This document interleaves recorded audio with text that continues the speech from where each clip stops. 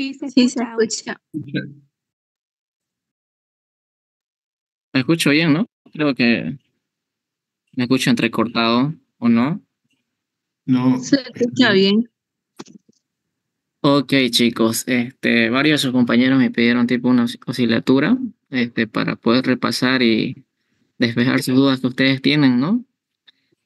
Y ahorita voy a compartir pantalla y vamos a empezar, ¿ya? ¿Quieren que empiece de cero o las dudas que ustedes tengan? De cero. De cero. Ok,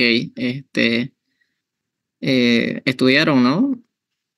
O, o a la de Dios van mañana.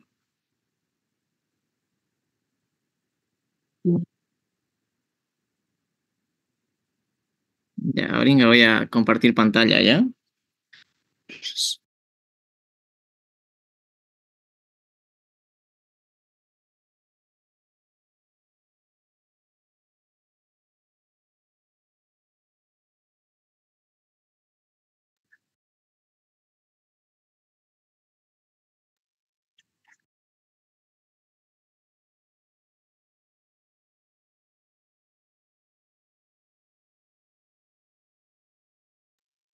Pueden ver la pantalla que estoy compartiendo, ¿no? Sí. Ok, chicos. Ya, vamos el primer parcial de mañana que se va a tomar, consiste en los primeros tres temas que son, fisiología de la respiración, de los tejidos vegetales y procesos físicos y oscurecimiento enzimático. Y como segundo tema de laboratorio tenemos los pigmentos y aromas vegetales. Y tercer tema está análisis frecor del pescado. Y como laboratorio adicional estaría el laboratorio de germinado que ustedes hicieron en sus casas, ¿no? Voy a ser directo y breve ya, para no tardar mucho en la reunión y así puedan ustedes estudiar un poco más, ¿no? ¿Quiénes acá han estudiado sinceramente ahorita los temas de laboratorio?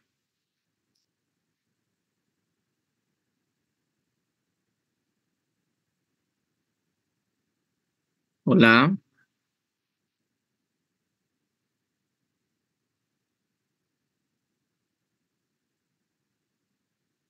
Estudiaron, ¿no? Ya les dieron una repasada, ¿no?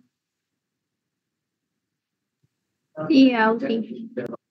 Ok, a las personas que estudiaron, lamento decirle que objetivos y procedimientos, por si estudiaron esas partes, no entra en mi examen, por si acaso. Objetivos y parte de procedimientos no entran al examen.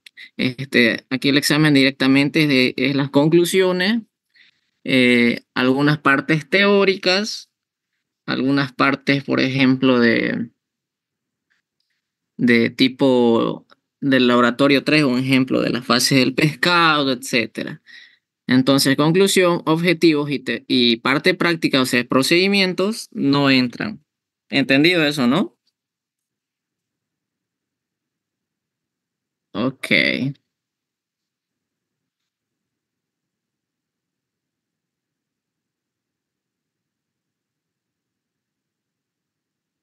De acá.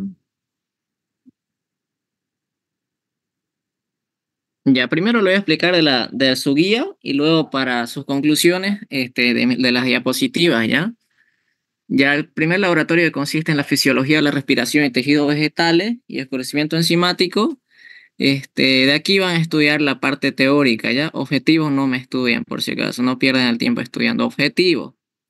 ¿Qué es lo que quiero que ustedes entiendan de esta parte de laboratorio número 1? Es entender la respiración. En sí, la respiración tiene como objetivo la obtención de energía, ¿no?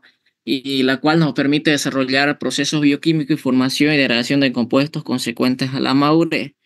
Entonces, quiero que estudien la parte de respiración, la parte teórica, transpiración, de qué trata la transpiración y en qué práctica se realizó el fenómeno de la transpiración. Es decir, por ejemplo, la lechuga, ¿no? Se llevó a realizar la práctica, ¿no? La parte experimental. Eso igual quiero que lo explique.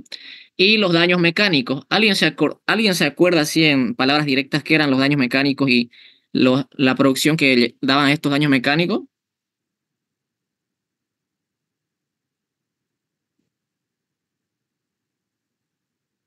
¿Quién por ahí, por puntos? No se manipulaban bien los alimentos. Ya, pero nosotros cuando manipulamos malos alimentos o les realizamos algún daño, etcétera, estos nos producían cuatro cosas, ¿no? Que eran las sustancias protectoras, metabolito de estrés y metileno ligado y pardeamiento enzimático. Entonces, las sustancias protectoras, ustedes la vieron en las experiencias, ¿no? Sobre todo en los disturbios fisiológicos en la madurez de las frutas y vegetales.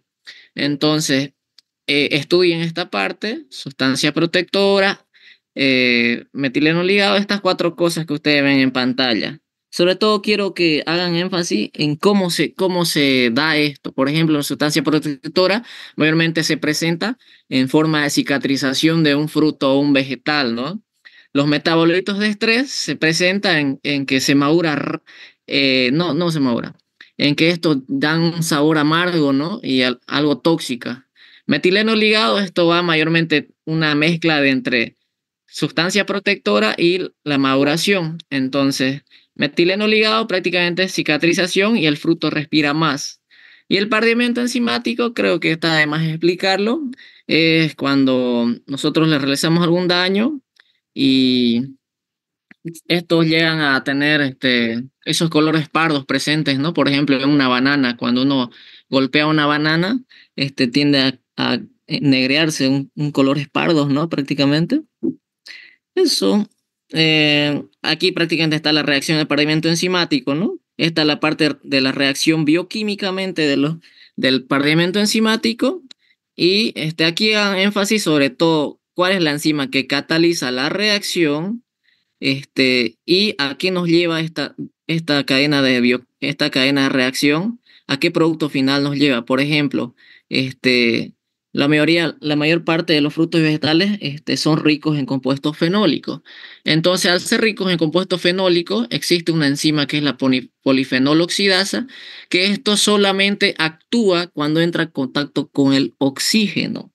Es decir, esta enzima no va a actuar siempre y cuando entra en contacto con el oxígeno y nos lleva a polímeros coloreados que son las melaninas. Aquí pueden ver una imagen, ¿no? Y la maduración post cosecha, tomen nota en esto. Este, ¿Se acuerdan? Hubo un grupo que hizo la experiencia de efecto del etileno a diferentes concentraciones. ¿Se acuerdan las conclusiones que yo les dicté? Creo que era grupo B, si no me equivoco.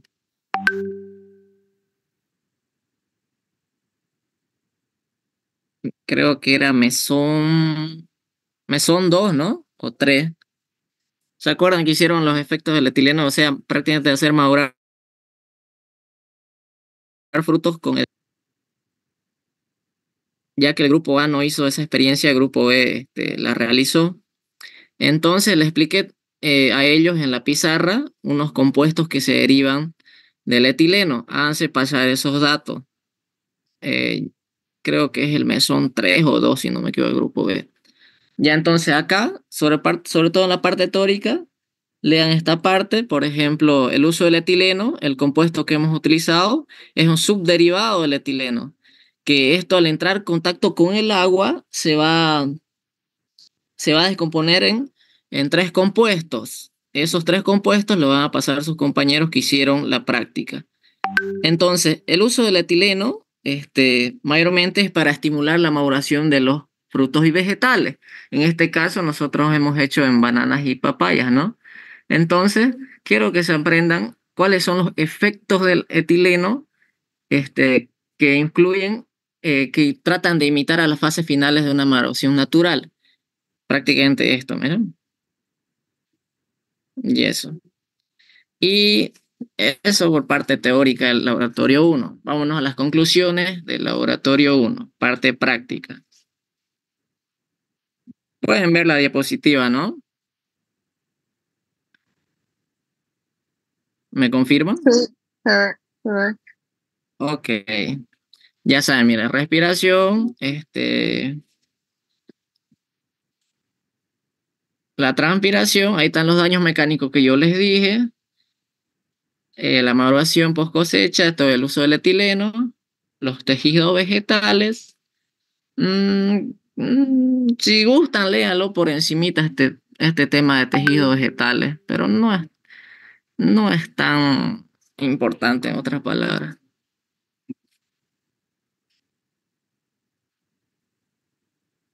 Ya, aquí sobre todo de la experiencia 2, identificación de los órganos, uno de los objetivos era conocer su clasificación de estos órganos, ¿no?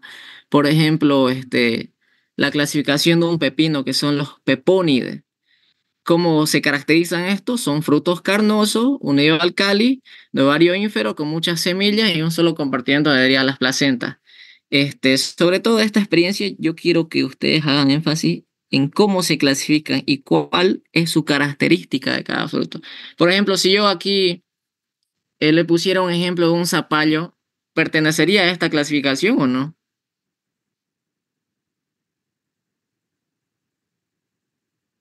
O una sandía. Si yo les pusiera en caso en su examen eso y les pidiera a qué clasificación pertenece ustedes, ¿qué me respondieran?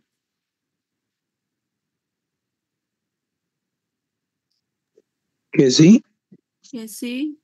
Ya no solo traten de guiarse de este dibujo, hay muchos otros vegetales que pertenecen a esta clasificación de los peponides, ¿no? Como le dije, le puedo poner un ejemplo, un zapallo, de una berenjena, etcétera. Y ahí están las drupas, igual. ¿Por qué se llaman drupas? ¿Cuál es la característica de este fruto? Etcétera. Tanto de legumbres, hojas, raíces y prácticamente estudian toda la clasificación. Y la experiencia 2, vámonos directo a las conclusiones, ¿ya?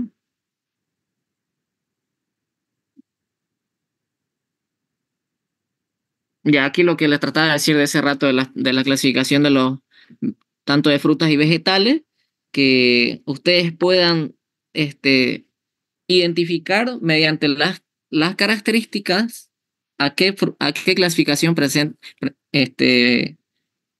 a qué clasificación pertenece tanto una fruta o un vegetal, ¿no?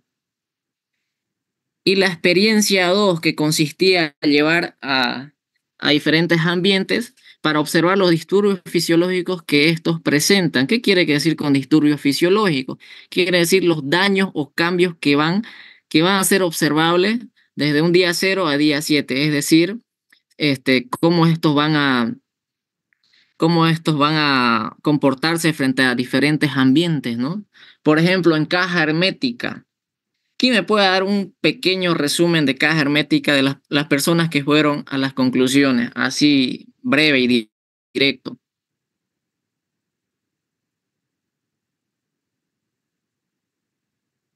Quiero ver si entendieron el objetivo de esta experiencia.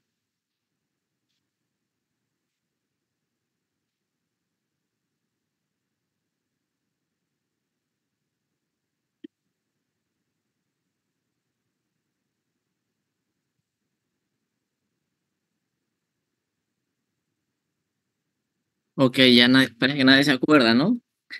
Entonces, acá en la caja hermética, dentro de este ambiente que prácticamente era un ambiente privado de oxígeno, ¿no?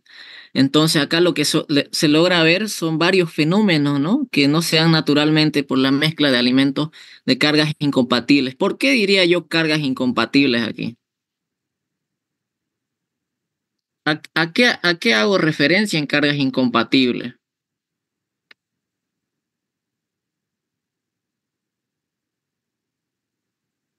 A que metimos en la caja hermética los Perdón, no la escucho, voy a disculpar. pusimos verduras climatéricas y no climatéricas. Ya, también es válido lo que dice usted.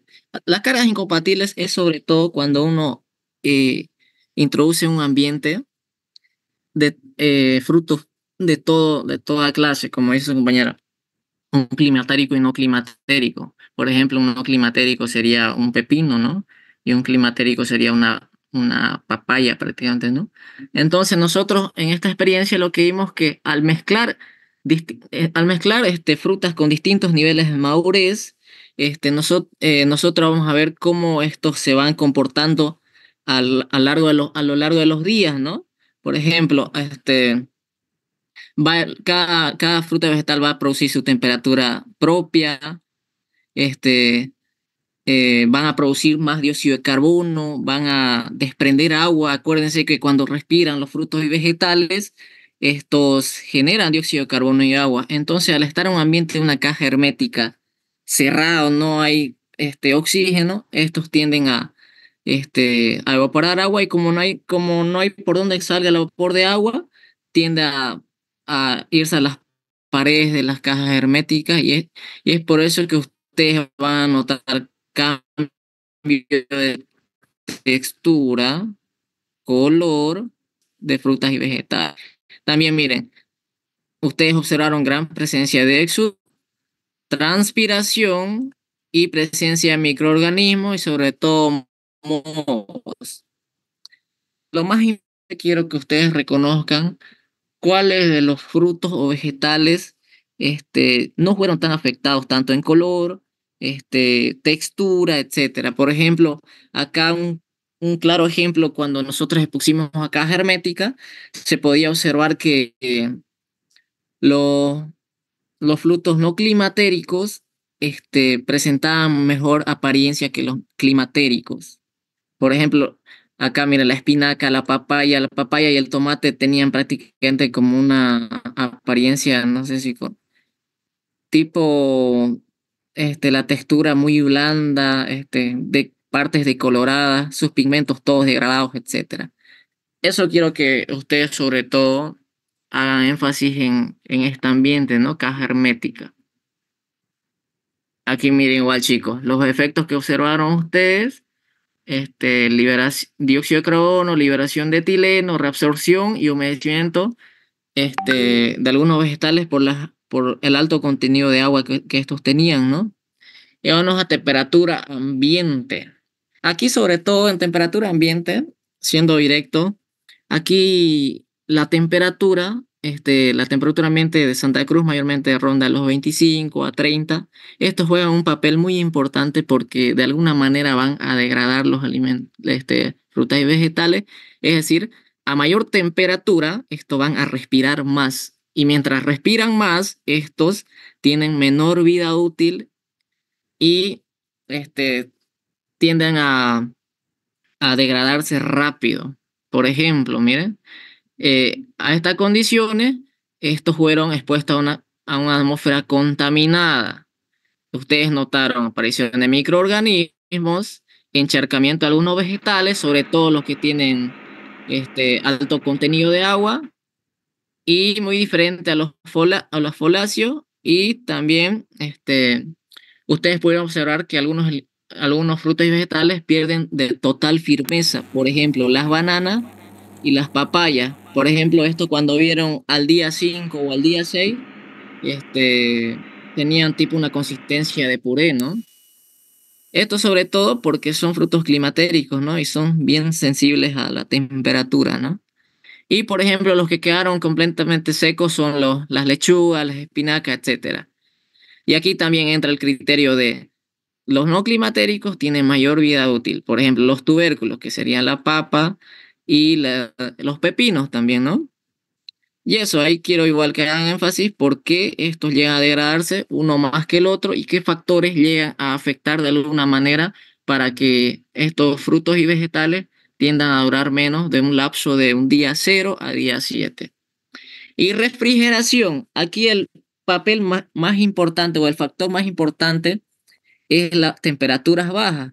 Acuérdense, a menores temperaturas, estos respiran menos. Y por ende, cuando un fruto respira menos, estos tienden a tener más vida útil. Es decir, las bajas temperaturas hicieron que la mayoría de los frutos y vegetales que fueron expuestos a la refrigeración, conservaron su estructura, color y textura. Se presencia menos carga microbiana, los tubérculos no presentan mayor diferencia. En algunas frutas, como ser los plátanos, estos sufren quemaduras por frío. ¿Alguien me podría decir por qué sufren quemaduras por frío? ¿Una banana o una papaya?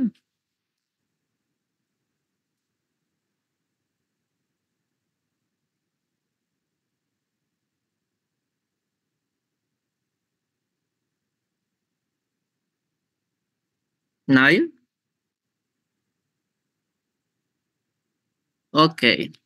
La mayoría de los frutos climatéricos, chicos, la papaya, la manzana, los plátanos, etcétera, son bien sensibles al frío. Es decir, si yo expongo a una temperatura que no es habitual que sea refrigerada esta fruta, va a presentar quemaduras por frío. Por ejemplo, la banana debería oscilar entre 6 y 7 grados para su conservación. Temperaturas bajas a eso, esta van a sufrir quemaduras por frío, etcétera. Sobre todo en este ambiente de refrigeración, tienden a tener mejor apariencia que las otras dos condiciones, que a temperatura ambiente y a caja hermética. Sobre todo de estos tres ambientes, quiero que hagan énfasis cuáles fueron los que presentaron menores cambios desde el día 0 a día 7. ¿Alguna pregunta de estas conclusiones? No. Ok, sigamos. Ah, experiencia 3, esta que era. Y la experiencia 3, chicos, es similar a la experiencia 2, que la experiencia 2 trata de los disturbios fisiológicos sin estrés, pero la experiencia 3 son igual observación de los disturbios fisiológicos de frutas y vegetales, pero con estrés, es decir, que nosotros le realizamos daños, como ser caída libre de 80 centímetros, cortaduras con bisturí, etcétera.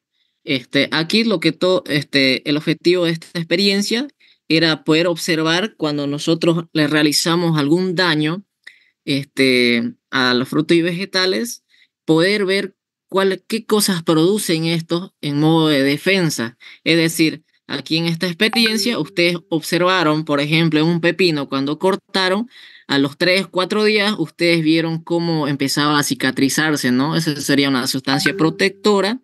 Por ejemplo, en las manzanas que ustedes las golpearon, se pudieron ver pardeamiento enzimático.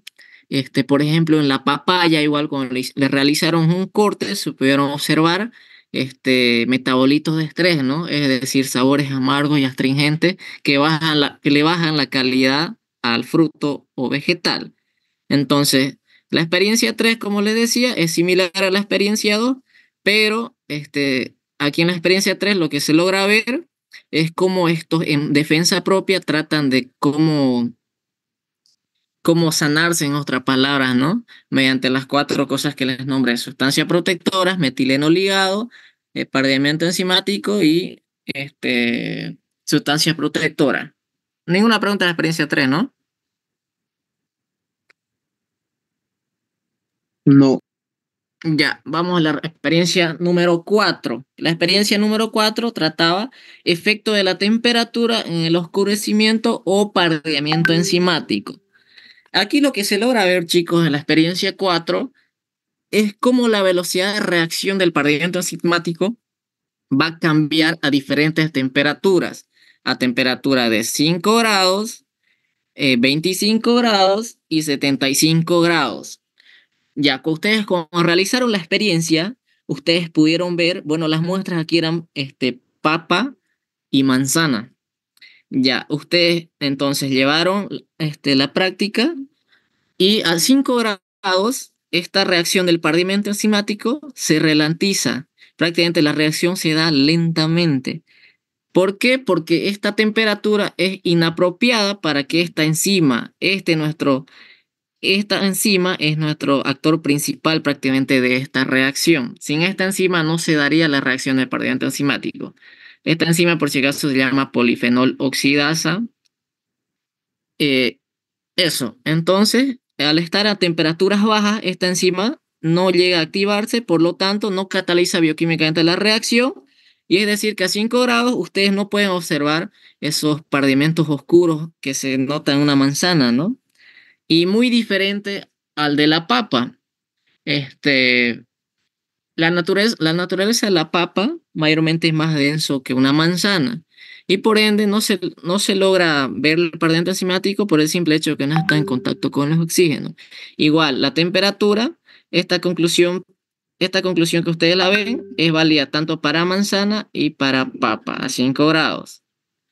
Y a 25 grados, la velocidad de la reacción es rápida. ¿Por qué? Porque existe una temperatura óptima para que la enzima polifenol oxidasa catalice la reacción y me desencadene la reacción bioquímica hasta llegar a compuestos pardos que son las melaninas, ¿no? Entonces, a esta temperatura ustedes pudieron observar colores pardos en las muestras llamadas colores pardos, ¿no? Sobre todo, ustedes cuando agregaron la manzana al vaso precipitado, no se llegaba a hundir la manzana, ¿no? Y por ende, los colores pardos solo se situaron en la parte superior de la manzana.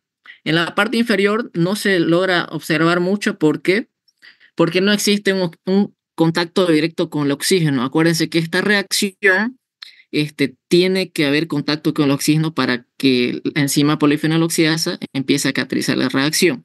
Entonces, la parte inferior de la manzana no llegó a pardearse por el simple hecho que en el agua no hay un oxígeno puro, ¿no? Hay un oxígeno disuelto.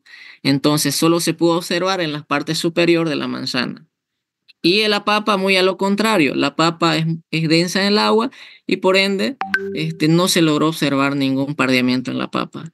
Y a 75 grados, a esta temperatura, chicos, la velocidad de reacción es inexistente. ¿Por qué? Porque a esta temperatura se desactiva la enzima polifenol oxidasa, es decir, se la rompe por completa esta enzima. Entonces, al haber la inexistencia de la enzima, no van a haber coloraciones pardas en las muestras, ¿no? Conclusión, a temperatura de 5 grados se ralentiza la reacción del perdiente cinético. A 25, temperatura óptima para que se desencadene la reacción hasta llegar a melanina. Y a 75 existe una desactivación de la enzima por el efecto de altas temperaturas. Ok, ¿alguna pregunta de esa experiencia, de esa conclusión? Ok, si en caso si yo le pusiera en su examen, si bien a 5 grados se ralentiza la, la reacción que esta muestra fue llevada a un refrigerador, si yo la saco la muestra, ¿llegaría a pardearse? Sí, ¿Por qué? porque al sacarla ya estaría en contacto con el oxígeno, la parte de encima de la manzana. Ya, y también hay un cambio de temperatura ahí. Ok, ténganlo por seguro por ahí las preguntitas. Y la experiencia 5. La experiencia 5 era el efecto del etileno a diferentes concentraciones aplicadas a muestras de banana y papaya sin madurar, por si acaso. Entonces, ustedes en esta experiencia hicieron uso de la hormona del etileno a diferentes concentraciones, la cual la hormona al entrar en contacto con el agua y los tejidos presentes en la fruta, estos empiezan a reaccionar, ¿no? Dando desarrollo de color, ablandamiento del fruto y aumento de producción de azúcares. Entonces, aquí hagan énfasis en esto, chicos. La hormona del etileno no va a hacer su efecto siempre y cuando no entre en contacto con el agua y los tejidos presentes en la fruta. ¿Cuáles serían esos tejidos presentes tanto en frutas y vegetales?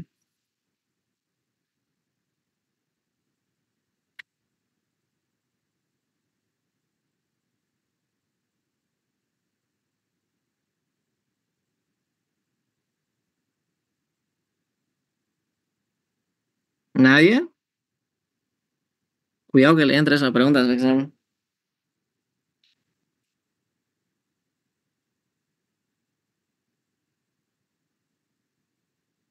Ok, aquí uno de los tejidos que cumplían como receptor del etileno eran los tejidos esclerenquimáticos, parenquimatosos y los de sostén.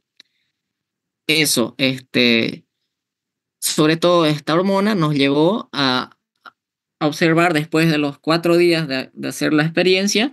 Ustedes vieron, por ejemplo, en las bananas que pasaron del verde, que es presente en la clorofila en una banana, a colores amarillos, ¿no? También ustedes vieron ablandamiento del fruto y aumento de la producción de azúcares. Este aumento de la producción de azúcares, ustedes lo este, pudieron ver cuando ustedes midieron los grados Brix. Es decir, esta hormona, a medida que va haciendo su efecto, estos también aumentan sus grados Brix o sólidos solubles en las muestras. ¿Eso? ¿Alguna pregunta de esta experiencia?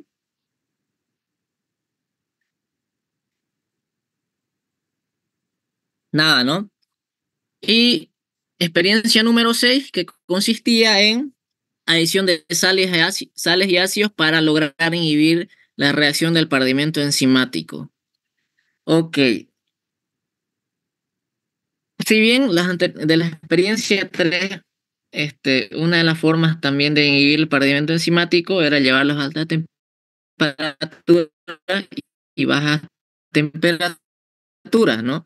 Aquí en esta experiencia es lo contrario, haciendo USCA, que son los metabisulfito de sodio, el ácido ascórbico, cítrico y cloruro de sodio.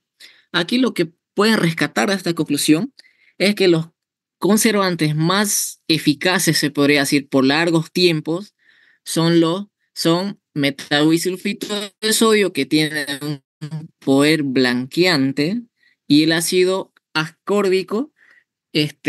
Sobre todo estos son los más eficaces. ¿Por qué? Porque reaccionan directamente con la reacción bioquímicamente. Es decir, estos conservantes reaccionan aquí, miren. Reaccionan en esta parte los conservantes. Pueden ver mi cursor del mouse, ¿no?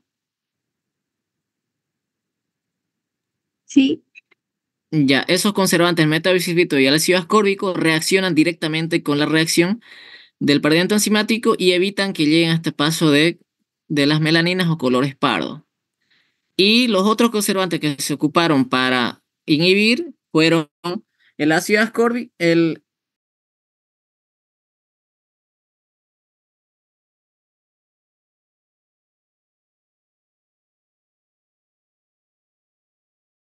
ya ahorita, pero no sé cómo es. ahí clic en mi nombre, y ahí le va a salir la opción de hacer anfitrión. Ay, señor. Ya está, sí. Ok, estábamos pueden ver mi pantalla, ¿no? Sí. Ok, estábamos en la experiencia 6, que se concluyó que los conservantes que se ocuparon, que eran 4, los más eficaces eran el metabisulfito de sodio y ácido ascórbico, y los menos eficaces, son los ácido cítrico y cloruro de sodio. En sí son eficaces, pero su eficacia son por cortos tiempos. En cambio, los otros los que nombré son por largos tiempos. Ok, ninguna pregunta de esa experiencia, ¿no?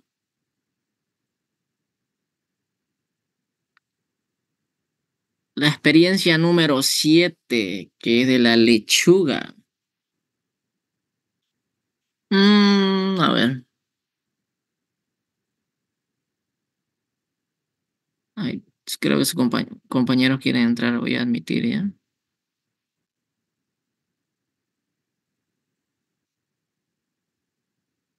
Ok, en la experiencia 7 era el efecto de la transpiración.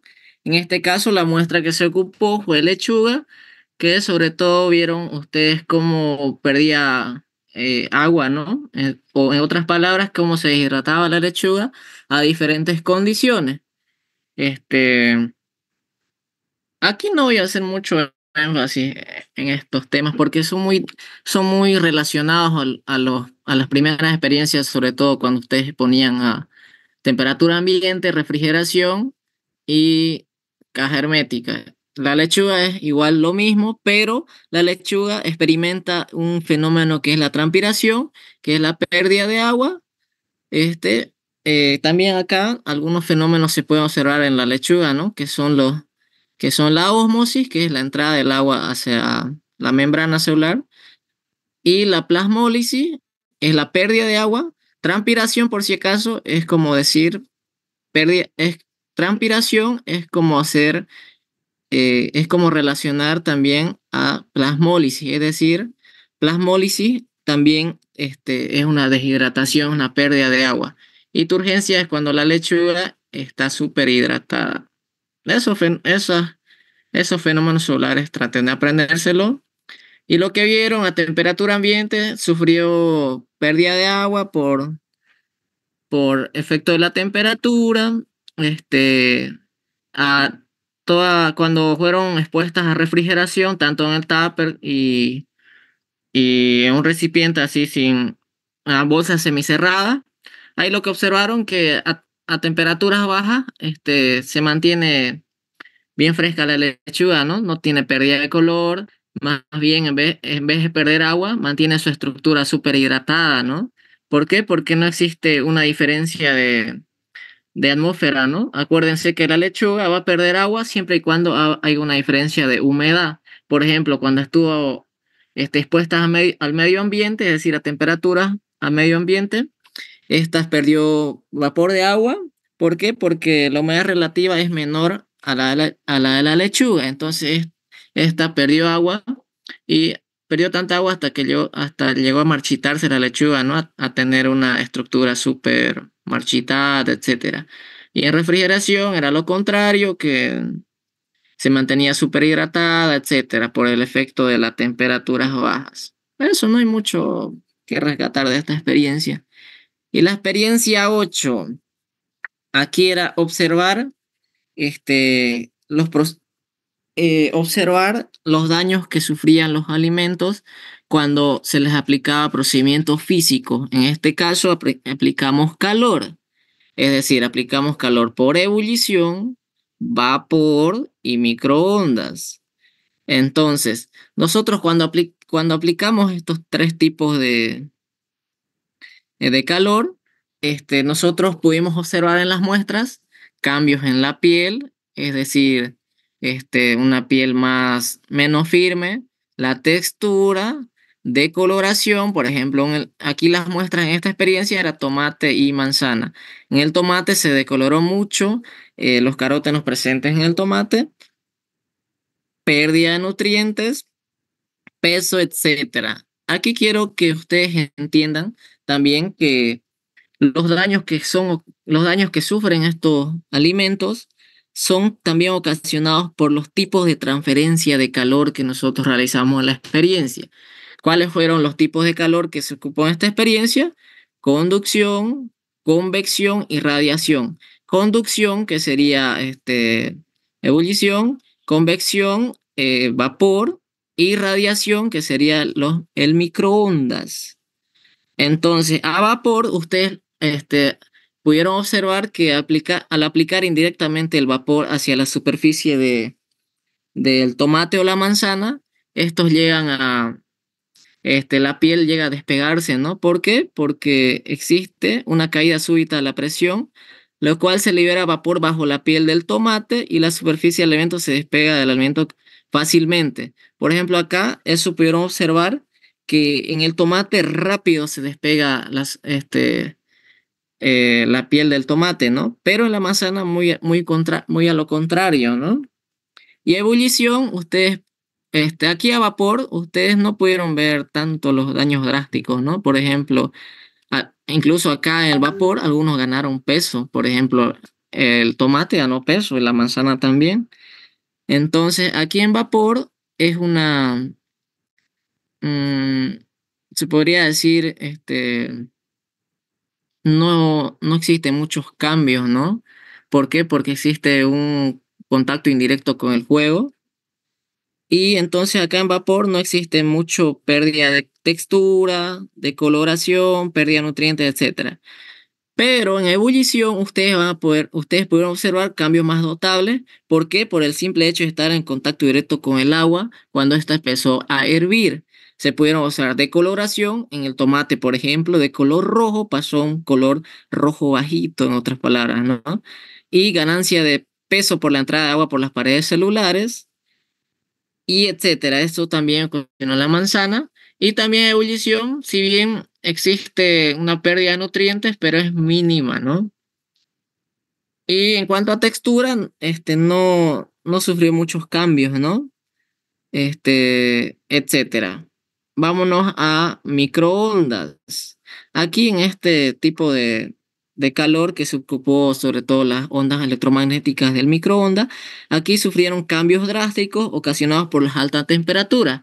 ¿Por qué altas temperaturas? Porque yo al exponer un alimento a altas temperaturas, que mayormente rápidas esas temperaturas se alcanzan en tiempos mínimos, ¿no? Por ejemplo, la temperatura microondas en un minuto está arriba de 60 grados, ¿no? Entonces, estas temperaturas afectaron a mi alimento y afectaron tanto que existe una alta pérdida de nutrientes, ¿no? Pérdida de color, firmeza firmeza y peso, incluso pierden peso, ¿no? Etcétera. ¿Alguna pregunta de esta experiencia? Nada, ¿no? Ya saben, a vapor no existen muchos cambios. Ebullición, si bien existen, pero hay algunas ventajas, por ejemplo, ganancia de peso, etcétera. Microondas sufren cambios drásticos como ser pérdida de nutrientes, pérdida de color, firmeza, etcétera. ¿Qué más? Listo con la experiencia número 1. ¿Alguien tiene alguna duda del laboratorio 1? No, sí. Ok, un ratito de tiempo.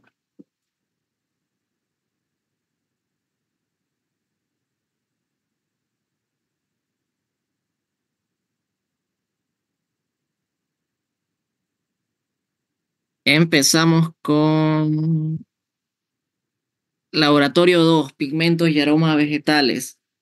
Se puede ver en pantalla, ¿no?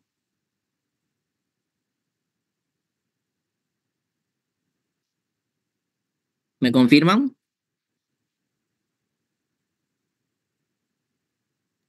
Sí, Sí se se ve. ve. Sí, Ok, laboratorio 1. como siempre, espérenme un ratingo, quiero ver su diapositiva, su guía de ustedes, ¿ya? No.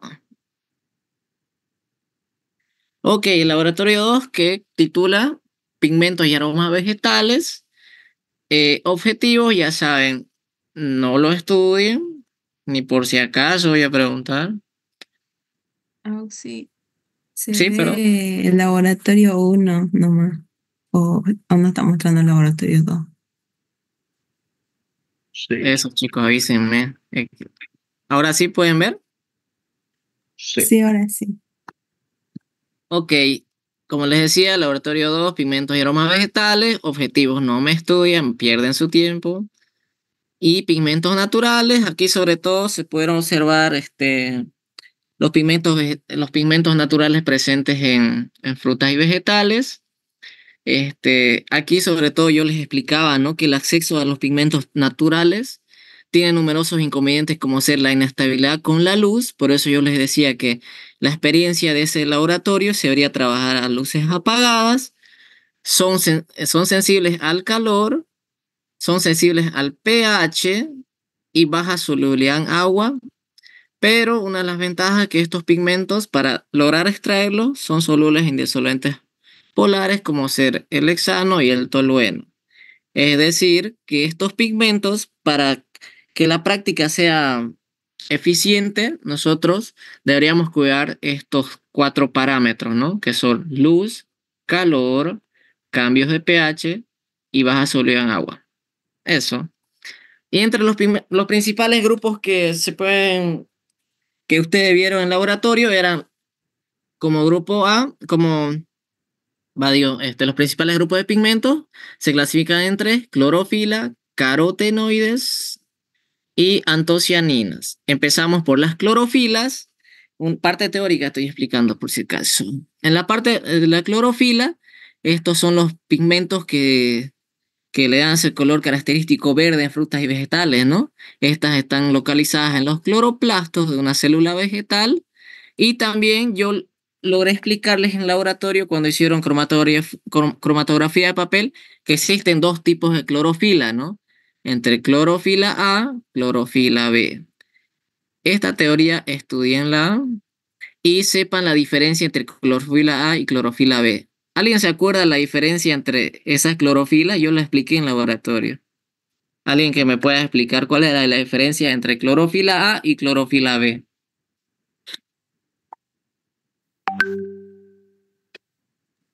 Era sobre la intensidad del color verde. Clorofila B, ¿qué color era? ¿Era más intenso el color o más claro?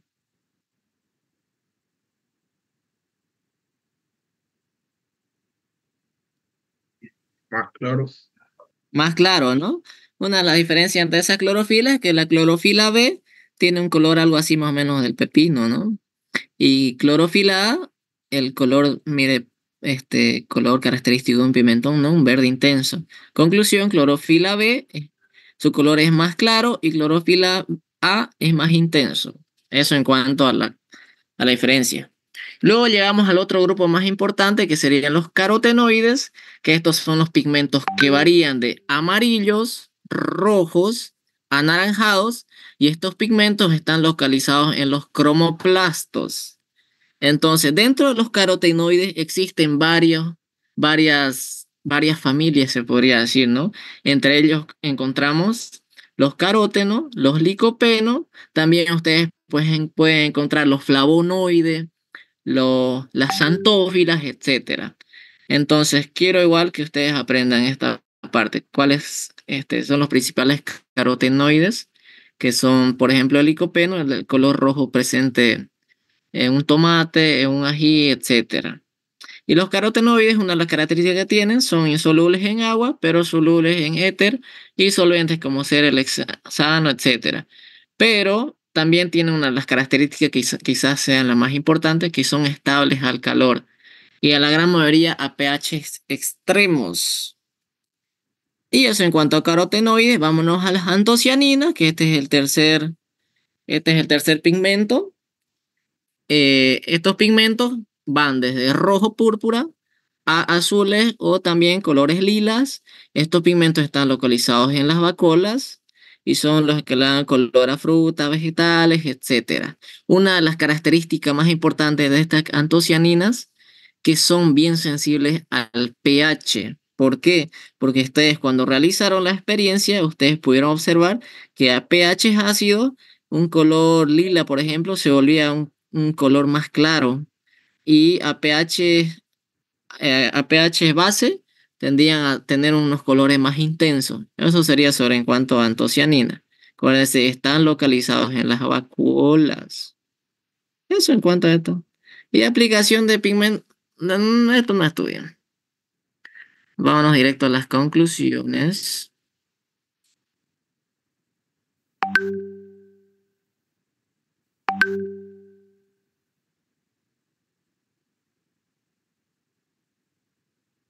Ok. Ya, atiéndame a la conclusión número 1. La conclusión número 1 era de extraer y separar los pigmentos presentes en una espinaca.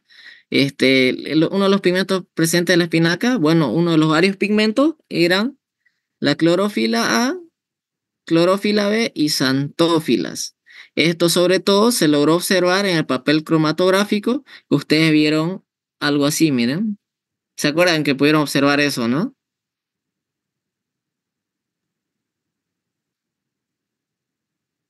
Ya, eso pudieron observar.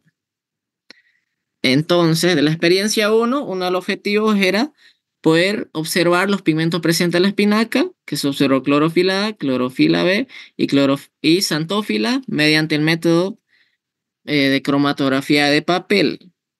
Y la C es algo similar, pero método de decantación. La 2 no es, Pasa que las conclusiones de este laboratorio sobre todo son extracción de pigmentos, ¿no? Entonces por ejemplo, la experiencia 2 era extraer tanto xantófilas como betacarótenos presentes en una zanahoria, etcétera. En el ají, esta experiencia, por si acaso no la hicieron, esta experiencia fue reemplazada por los pigmentos presentes en una acerola. Y aquí, chicos, atiéndanme. La experiencia 4 que consistía en extraer las beta-lainas presentes en una remolacha y también ver cómo estos cambian de coloración cuando le agregamos distintas soluciones, una solución ácida y una solución base. Por ejemplo, cuando nosotros agregamos, por ejemplo, ácido acético como solución ácida y hidróxido de sodio como solución base. Entonces, por ejemplo, en la de hidróxido de sodio, el color que obtuvimos al final era un color más oscuro. ¿Por qué? Porque los pigmentos presentes en una remolacha son bien sensibles al pH. Mayormente, estos se estabilizan y mantienen su estructura original a pHs arriba de 6. Entonces, yo cuando agregué un pH base, es decir, cuando yo agrego un pH base a una solución que es neutra, que sería de la remolacha que oscila entre 6, esta solución ácida va a hacer que suba el pH y por lo tanto eh, la coloración va a ser más oscura que el inicial, ¿no? Y muy diferente cuando se agrega una solución ácida que el ácido acético. Por ejemplo, cuando agregamos ácido acético, ¿qué es lo que hizo? Bajamos el pH de la solución de la remolacha, por ejemplo, de 6,45 a 5 prácticamente abajo, y aquí tiende a tener un color más claro. Conclusión de esta experiencia, que a pHs base tienden a tener un color más oscuro y a pH ácidos tienden a tener un color más claro. Eso, chicos. ¿Pregunta de la experiencia 4? ¿Dudas? Nada, ¿no? La experiencia de la papa, no hay mucho que rescatar. Siguiente, la experiencia número 6, chicos. Ya. La experiencia número 6 que consistía obtención de indicadores ácido-base a partir de sustancias naturales que son la solución de col morada. Aquí también, acuérdense que las antocianinas son bien sensibles al pH, es decir, cambian de coloración cuando ya sea subir el pH o bajar el pH y se estabiliza un pH arriba de 6. Entonces, ustedes acá en esta experiencia llegaron a tener dos soluciones, la cual titularon con hidróxido de sodio y ácido clorhídrico. Hidróxido de sodio como una solución base y ácido clorhídrico como ácido.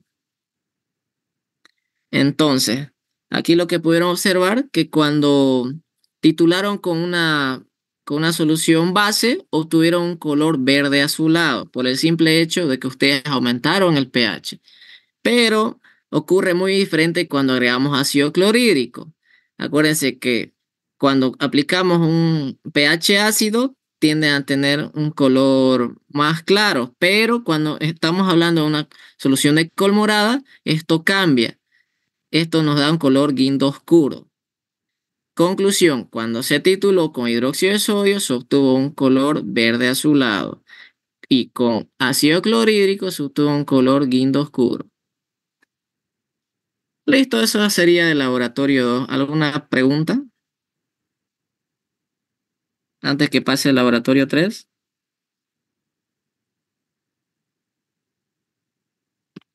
Hola, ¿ya se durmieron? No, sin ninguna. Ok, ahorita vamos a pasar al laboratorio 3 ya.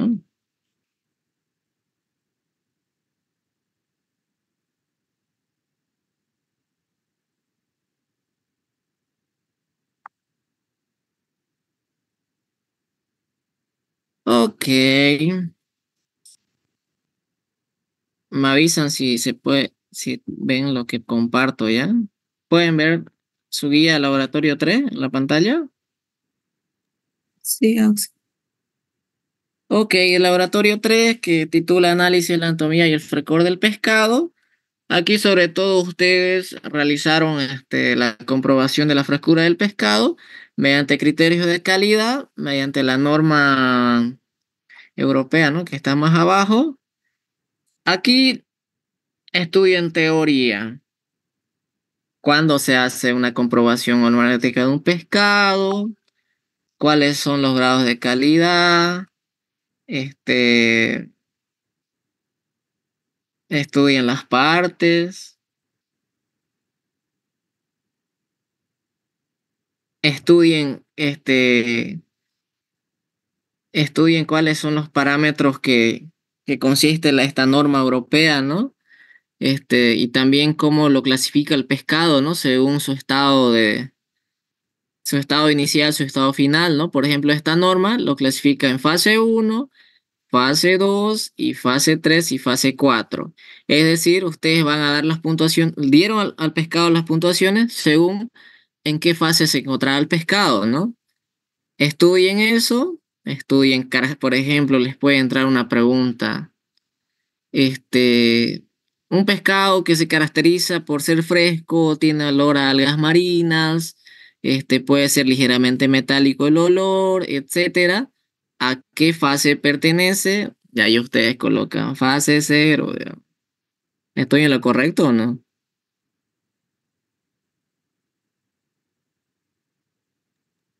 No. Fase 1 no sería. Ok, ya quería ver si están atentos. Entonces estudian las fases y según a cada fase, ¿por qué yo le doy esta puntuación? ¿Se acuerdan por qué le damos esta puntuación a las fases?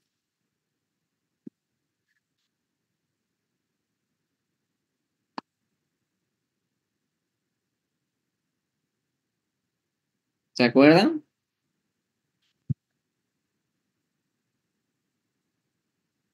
Ok, esa puntuación a las fases se da mediante estos criterios, ¿no? Que serían de piel, ojos, branquias, etcétera. Y según el estado del pescado, ustedes iban puntuando, ¿no? Por ejemplo, si el pescado tenía una pigmentación brillante, ustedes le dan un 3, digamos. Si el pescado tenía ojos cóncavos o pupilas gris, le da una puntuación 0. Por ejemplo, si los riñones o las branquias tenían ese color característico rojo, ustedes le dan una puntuación 3, etcétera. Acuérdense, estudien teoría de este laboratorio, algunas partes, tanto externa como interna del pescado, y cómo se subdivide según la norma para poder evaluar el índice de frescor del pescado mediante las fases, ¿no? Fase 1, fase 2, fase 3 y fase 4, y cómo se llega a puntuar. Eso en cuanto al laboratorio 3. Ahora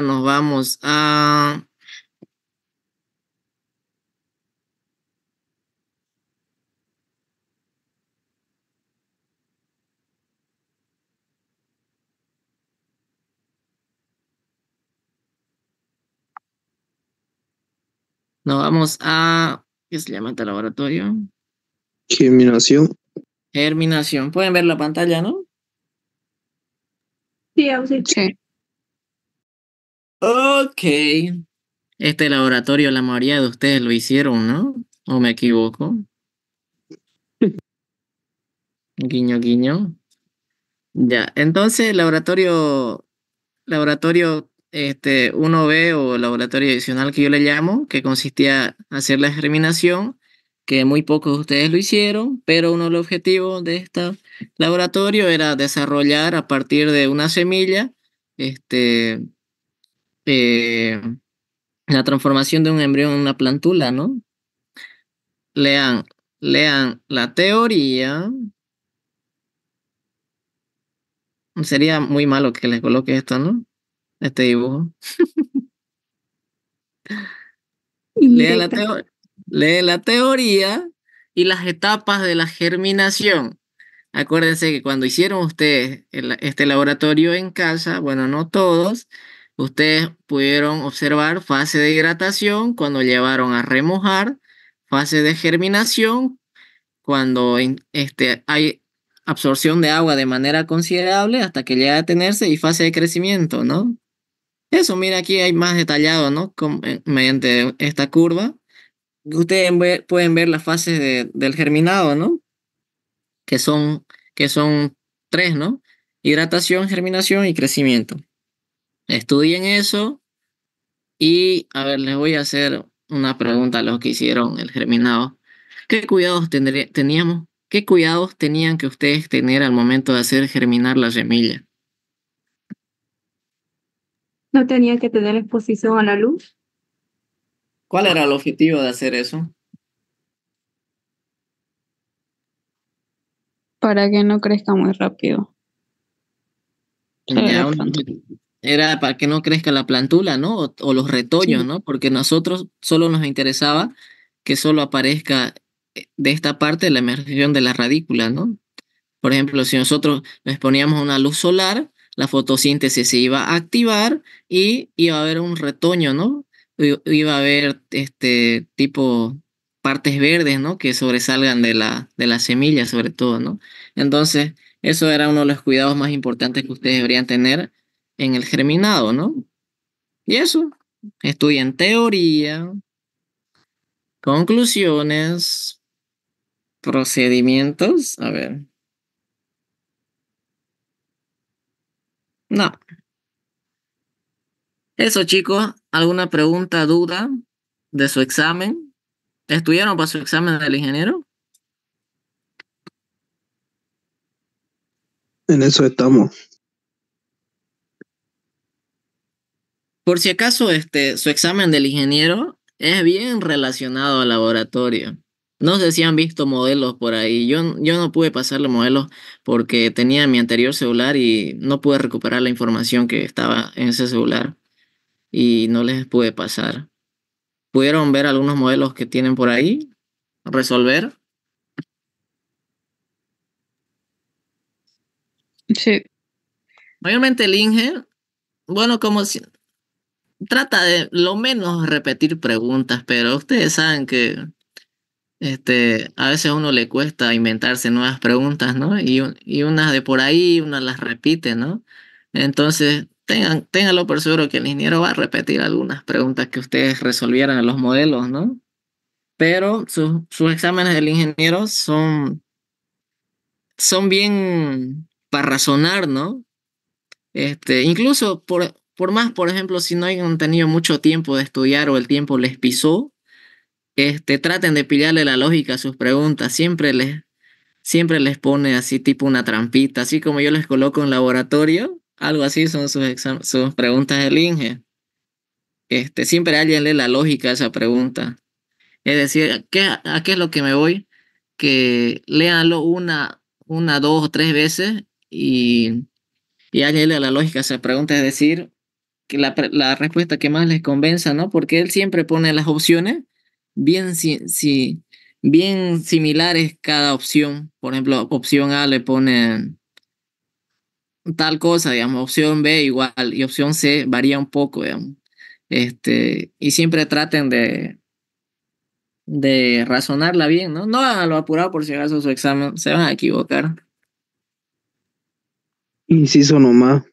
Incluso cuando nosotros, bueno, tanto yo como el ingeniero, nosotros le damos la facilidad, ¿no? De lanzarles preguntas como inciso, falso y verdadero, para que ustedes puedan, no se compliquen, ¿no? Porque imagínense que yo les dé una pregunta abierta y a veces pues, uno se complica, ¿no? No tiene tipo una guía de un inciso, ¿no? Para poder resolver esa pregunta. Entonces, los exámenes, tanto de mí como del ingeniero, llevan incisos, palabras de rellenar, falso y verdadero, etcétera. Y eso, mi mejor consejo, no hagan lo apurado, razónenla bien. Y eso, ¿alguna pregunta antes de que me vaya a dormir? ¿O se vayan a dormir ustedes?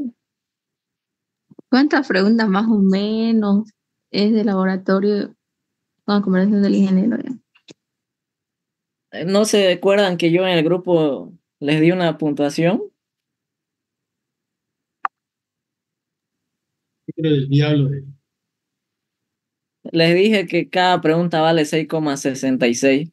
Según esa puntuación, ¿cuántas 15, preguntas darían a eso para que llegue a 100?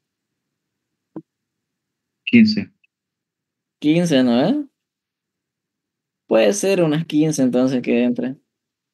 Por si acaso, 15 minutos tienen para resolver ese examen. Del ingeniero, unos 20.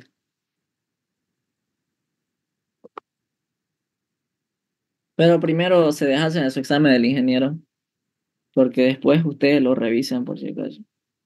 Y el ¿Va a ir laboratorio, usted? ¿perdón? ¿Va a ir usted? Sí, voy a estar con él. Aunque, no sé, siento que le van a hacer problema al ingeniero porque está prohibido pues, tomar exámenes en época de elecciones. ¿Será que ya está libre el aula? Eso también me preguntaba, ¿por qué le dijo usted el ingeniero? Él tiene la Sí, va a llave. ser el 225 en el aula 36 todavía. Y que ¿Será él que tiene la no, llave. será que esa aula no la ocupan para votar? No creo, ¿no? Porque esa aula pertenece a la carrera. Esa aula de carrera no la ocupa. Claro, es aula de carrera. Así que chicos, sus esperanzas de no dar el examen quedan por los suelos. Así que mañana los espero 10:45. Ah, ¿qué les iba a decir? Su examen traten de hacerlo con lapicero azul. Si lo hacen con lápiz no va a tener validez, porque yo sé que con lápiz ustedes pueden borrar, etcétera. Y para evitarme ver esos borroneos, hágalo con lapicero de preferencia azul. Y no traten de corregirlo con corrector, porque esas preguntas no van a tener validez. A menos que no esté tan borroneado, ahí sí puedo valer la pregunta, ¿no? Y su examen del ingeniero igual, basta que tengan un borrón o no sigan los patrones que él les dice que deben seguir para realizar su examen, el INGE se enoja y a veces no los quiere aceptar sus exámenes. Y también igual a veces si le entregan tarde el examen, no los quiere aceptar el examen. Se quiere lavar las manos como diciendo se tardó o es porque estaba copiando este alumno, digamos. Así que traten de hacer lo más correcto en el examen, ¿no? Y me imagino, ¿hasta qué tema terminaron tema carne con el ingeniero? No. ¿Hasta qué parte llegaron?